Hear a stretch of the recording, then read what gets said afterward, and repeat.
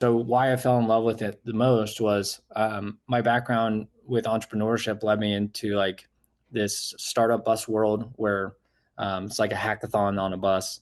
And so I fell in love with the business model because it was like, oh, wow, if I had known if this existed when I was in school at USF St. Pete, like I would have totally lived in one of these because it was like less than $1,000 and it was furnished.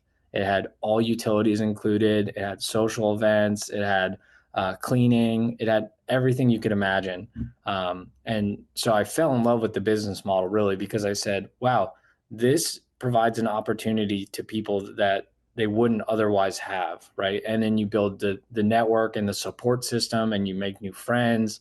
And that just doesn't really exist outside of co-living. Like if you think about a traditional apartment, you need to have three times the income requirement. You need to do first, last, and security deposit, which could be, if you're doing a one bedroom in St. Peter, Tampa right now, that's probably like $7,000.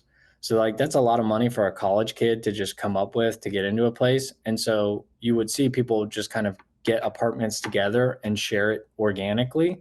And so when I saw that this was a professionalized version of this sharing economy, I fell in love with it because it's like, this is perfect. Like someone's coming from Canada or they're coming from Tokyo and they don't know anybody here.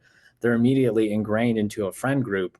They build a support system that they have here and everything's taken care of for them. There's no, hey, I got to do deposits for electric, water, and internet. There's like everything's just turnkey. And that's really what I fell in love with the most.